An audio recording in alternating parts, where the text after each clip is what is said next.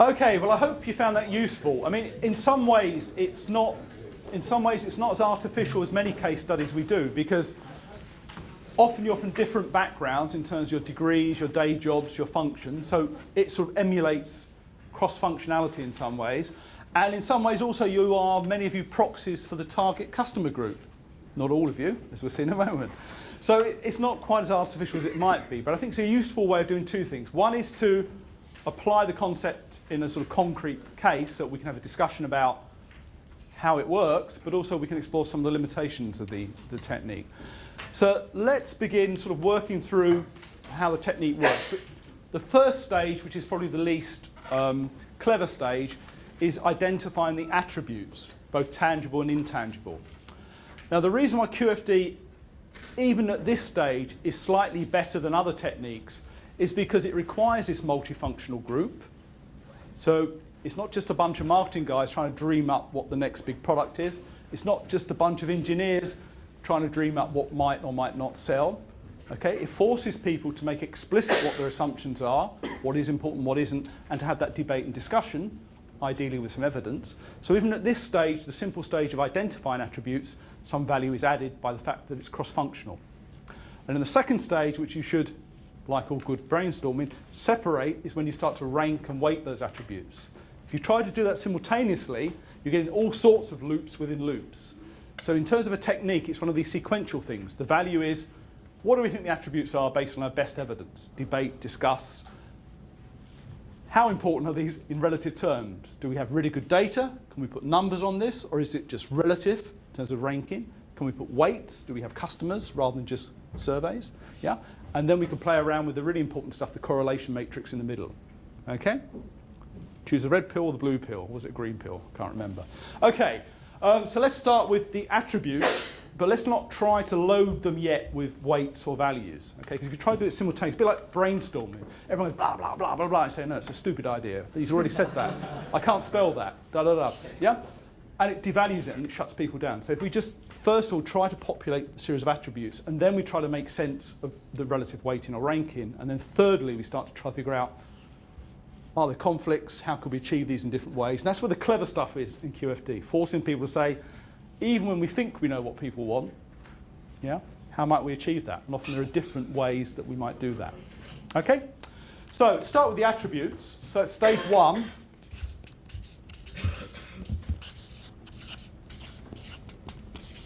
So I will do my best, which is not very good, not to have any value or ranking. I will just sort of transcribe until we sort of run out of space, and then we'll try to rank those and weight them subsequently. So let's start with you guys.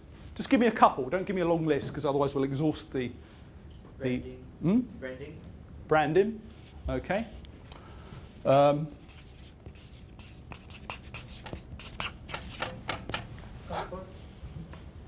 Comfort. Okay. Oh, you guys happy dogs.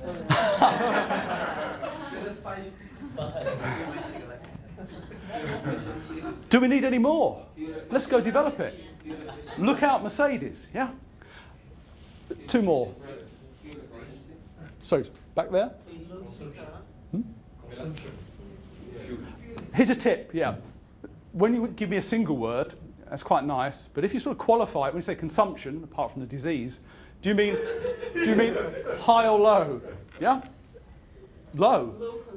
Really? I'm already making judgments. So fuel consumption, yeah?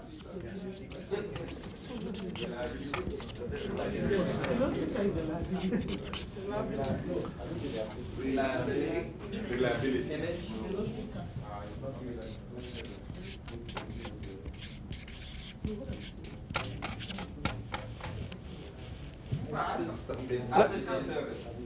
After sales service, that's a nice one, okay. Sorry, that was a judgment, wasn't it? No judgment, okay. Okay.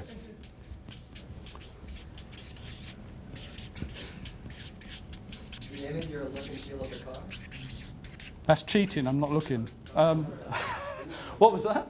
The image or look and feel of the car? It's a whole bundle of things there. Well, it's like the car design. Aesthetics, you expect me to spell aesthetics? Design. Look. Specifically the aesthetics, the external design rather than the price. Good one. The add-ons.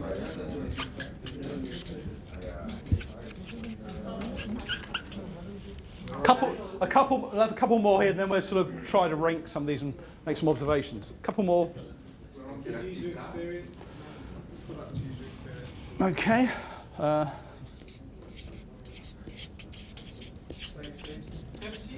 Slow down, guys. One more. Oh. It's the guys from Fiat have arrived. Okay, we're going to make them do two. Okay. Two attributes. The guys who just arrived. Two attributes.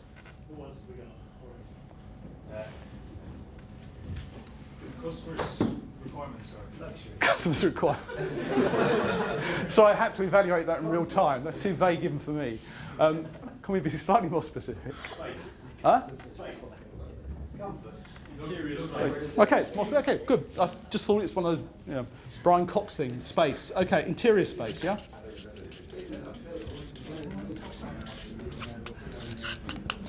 We can squeeze one more in, just one more. Horsepower. Okay. And then we're still, okay.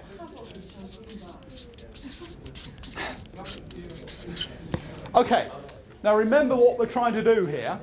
We're trying to do two things. One, we're trying to apply it to the real case and say, well, how would it be useful? How can Toyota do, and they did successfully, that the Chryslers and the General Motors and the Peugeot Citroën Group didn't and couldn't do? So that's one very specific question. And then we're stepping back and saying, more generically, what can this tool method do and what can't it do? Yeah? So we sort of fluctuate between the specifics of the Lexus case and the generality about what it can do more than other types of techniques that we're familiar with. So let's stick with these specifics maybe first. Okay, here we are. What's the problem with this list? Too long. It's not long enough, actually. It's not. When somebody said customer requirements. Yeah, I didn't mean it.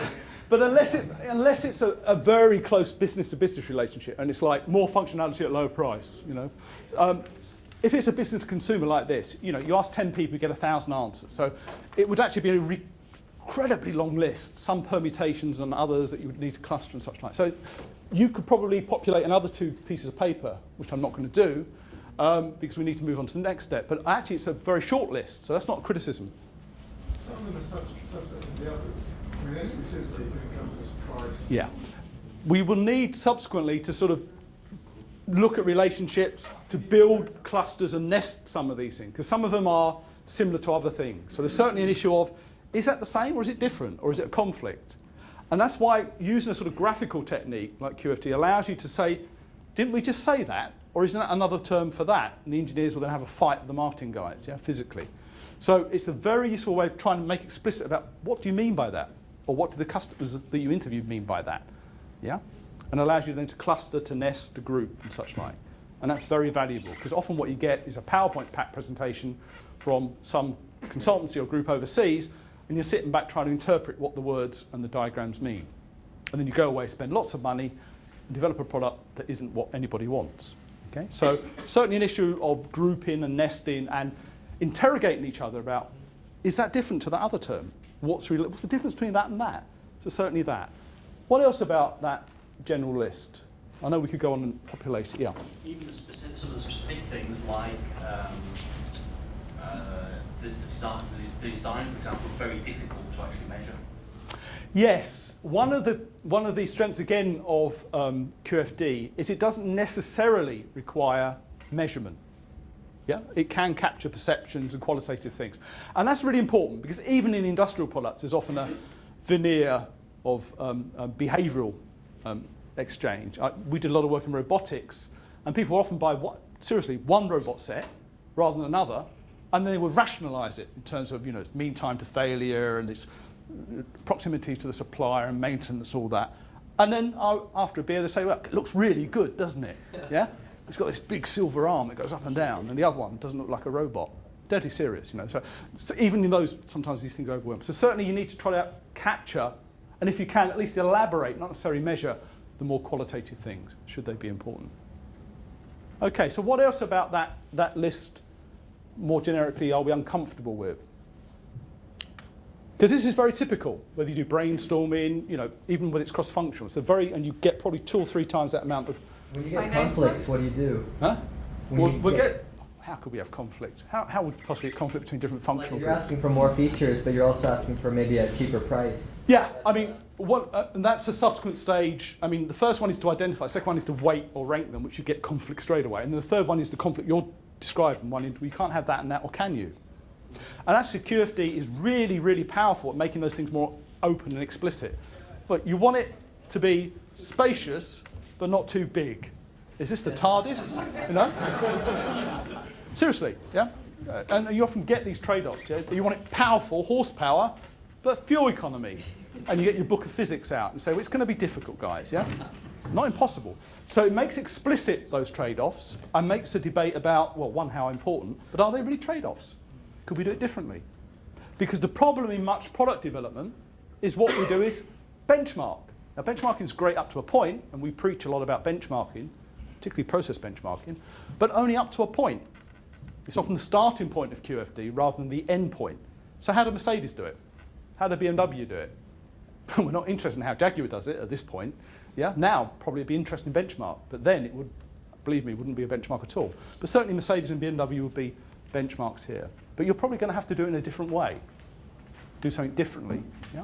Because they're established and you need to do something differently. And QFD allows you then to examine those trade-offs and are they really trade-offs or conflicts? Or can we do it differently? That's innovation.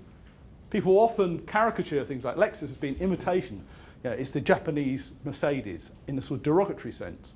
By the way, I'm not being defensive here, I don't have one. Yeah? But they're not. They do it differently, as we'll see in a moment. I think it's really quite clever, and it's certainly innovation. Okay, one of the problems here is that, as you said, they're vague, they're qualitative, many of these things, but they may be important. So the cross-functionality allows that debate to go on. What do we mean by, for example, well, that's pretty, you can manage that, but you might go bankrupt if it's too exclusive. Yeah, user experience is one of those lovely things, and you think, well, what would you have to do with that term? It's a bit like, satisfying customers. We all nod, and it's sort of next to useless. No offence to those who said user experience. A very good observation. But no, terms like user experience, what would you need to do to actually... Some people, you need to further drill down to understand. Exactly that. You need to drill down or sometimes up. In that case, down, definitely. But sometimes you need to aggregate up and say, well, what actually does that mean? Or cluster a few things. So the good thing, another good thing about QFD is it's, what's it called, recursive, which is a posh way of saying you can move up different levels. So you can spot something that's vague and drill down and say, let's make it less vague and maybe more measurable. Or sometimes you've got something that's too precise and you need to say, well, we need to actually aggregate up a bit, go up a level or two and bring those other things in and see if there's any conflicts there. So QFD is a very powerful way of saying, is it possible to group those together? Is it possible to achieve those two apparent conflicting design requirements? Sometimes the answer is no, but at least you've asked the question. Yeah? Often the answer is, well, yeah, they do it in this industry, or there's this company that does it here. Let's go talk to them, or this supplier had this idea for new material. So it raises those sorts of things. So this sort of, whatever you want to call it, in creativity they call it sort of laddering. I think it's a naff term, but they call it laddering. But I think the recursive sounds much better, doesn't it? Posher, more empirical. So it's a recursive technique, and it's very powerful. You can drill down and you can aggregate up. And it's a very powerful way of not getting stuck in, well, what does that mean? Oh, it means X, and that's too precise, too low down, too disaggregated. It doesn't just mean X, it means X, Y, and A, yeah? And that's what we need to achieve, yeah, consistently. So as you move up. So even at this stage, it's very powerful. Yeah, it sounds like, oh, it's just brainstorming, but it's not. It forces a multifunctional group to argue, make explicit their assumptions, be precise on the terms, and when necessary, go up and down a level to make sense of, can it be measured? Is it important? Is it only important with that? And start to cluster things up and package them up. So that's stage one.